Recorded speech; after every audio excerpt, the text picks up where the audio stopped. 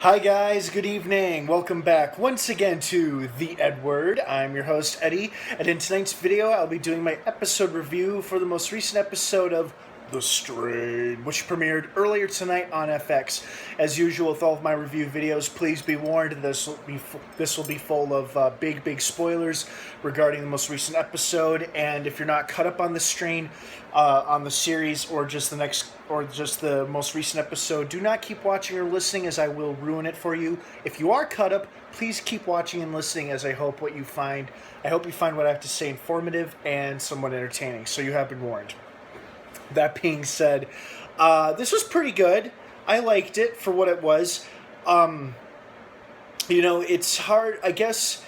When you have an episode like last week's episode, which was really a big deal because, especially that final scene where we think Quinlan has successfully killed the Master. However, there is that lingering doubt, and this episode later justifies that.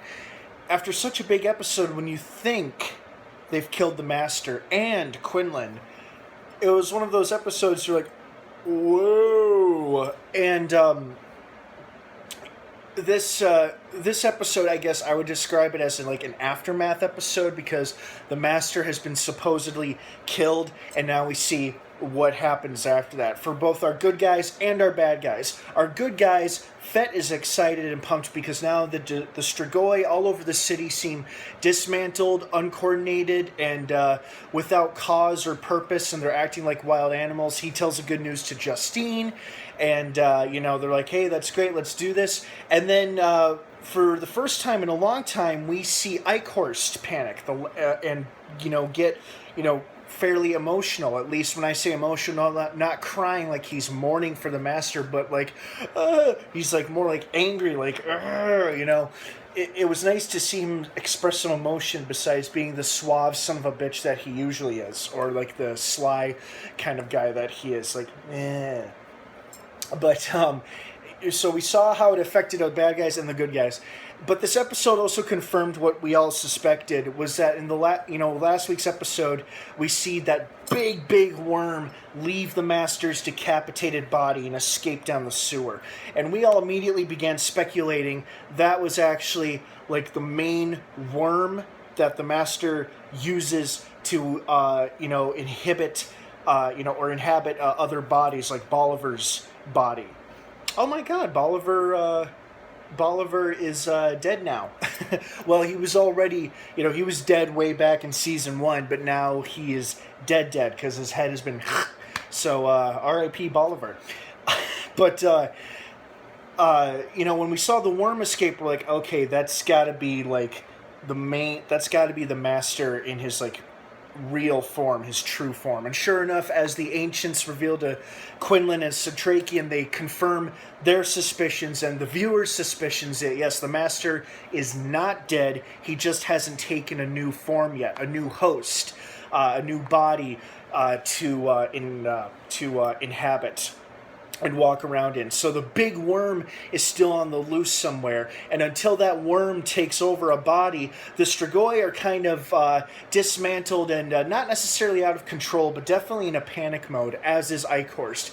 But what I thought was curious how he wasn't able to, he was able to communicate with them, but he wasn't able to control the Strigoi like the Master has done throughout the series. Because I figure Eichhorst would be, he's his right-hand man, second in command, and the rest of the Strigoi would listen to him, and they kind of do, but maybe not as much as they listen to the Master. But, they didn't make they didn't waste any time making retaliatory attacks. And at first I thought, oh, so he's planting bombs inside of these Strigoi disguised as humans, and then they're going to go to, refugee centers or police headquarters and blow up the building. And then when the first Strigoi blew up, I'm like, oh, they're just blowing themselves up to infect and possibly kill everybody in the nearby vicinity, which almost worked with Councilwoman Justine, because if Fett hadn't been there to fry the worm right as it went into her eye, she probably would be dead by now. And a lot of people did die, but most of them just got a bunch of nasty Strigoi gunk and blood all over them, which was pretty gross. And also, really nasty when Eichhorst cuts open the first one, the cop Strigoi, and just peels back that flap of flesh and then stuffs the explosive down there. Ugh, that was nasty. It was like peeling back dead skin on an open wound, which is what it was, but with a Strigoi, it's extra nasty. So, obviously, Quinlan is unhappy because he didn't kill his father, he didn't kill the master. Obviously, he's still on his feet walking around. So at least Quinlan is okay. That's on the plus side. That's the good news. Some other good news is that Dutch has returned. She's re-entered the group dynamic somewhat. She's become reacquainted with Fett and F. She and F are hanging out a lot. They're probably bonding over how much they've been drinking in their sorrows and misery lately, which is kind of a horrible thing to bond over, but if they're bonding over anything, it's that. But at least Dutch is now back with the main group, sort of. But she talked to Fett, she talked to F, which was great. And I think she came at a right time because, this is a good time for damage control because, it's completely understandable why Fett and Satrakian would feel so betrayed, mostly by F, not necessarily by Quinlan, because they don't seem to be as hard on Quinlan as they were on F, because, Fett punches him, and nobody really does anything to Quinlan. Plus, they really can't because he's physically powerful to them. If they try to hit him, he could probably just break their wrist or something. But they definitely feel more betrayed by F, probably because they've known him longer, and he's one of them. They've been on the same side from the beginning. So, it's understandable why they'd be so angry. But I think, given time, hopefully these wounds will heal between Fett, F, and Satrakian, where those two can forgive F and they can move on and focus on truly eliminating the Master once and for all.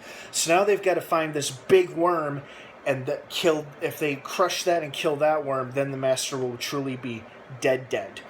And, Quinlan brought up a good point. Why wouldn't the ancients mention this big main worm before, why wouldn't they mention this to Quinlan in the first place? Why not tell him, oh, by the way, if you truly want to kill the Master, cutting off his head of his host won't do it. You got to step on the worm to finish him off. Why wouldn't you tell him that? You want the Master dead just as much as Quinlan and Satrakian and everybody else does. I mean, so, I could understand Quinlan's feelings. He's like, what the hell, guys? Why did you kind of leave me in the dark here? But just gives him more fuel for his fire, more reason to keep hunting his evil father. Let's see. What else did I like? It was cool watching Kelly snap that one Strigoi's neck. And what I thought, and I think we saw a sign of like the Strigoi hive almost collapsing, was that, she started to lose some of her speech. Her speech was becoming a bit slurred while she was holding and talking to Zach. And then we could hear the pulse of his blood rushing, and we saw her, looking closer. It's like one of those things that vampires in movies and TV shows like this one do, where they're holding someone, a human, and they're, super, super tempted to bite him right in the neck. And it's like... And she was about to till Icor stepped in, so close call there.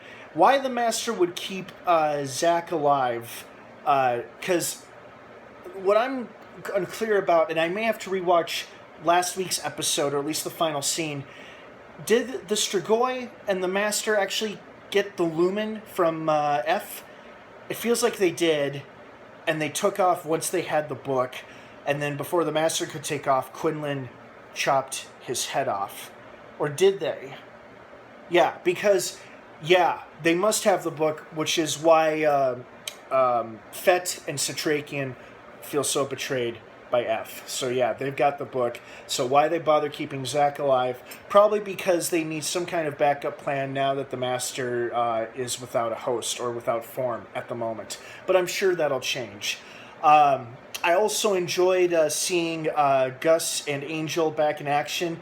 As controversial as it is, I kind of get why the cops are doing it, making the prisoners hunt Strigoi because they need the manpower.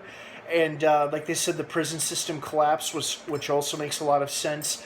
But it was also nice that Justine wasn't one of those political leaders who tries to, dismiss those who are lower than her. Like, she genuinely cared about this and was really shocked that this was happening, which is why she went down there in the first place.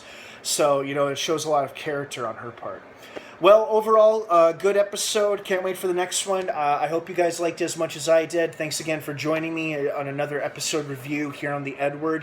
Don't forget to subscribe to this channel for more videos like this one. Also, check out my Facebook page in the description down below.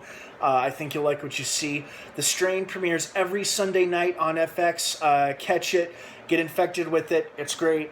Have a great rest of the night, everybody. I hope you all had a wonderful weekend. And, of course, until next time, may the Force be with you.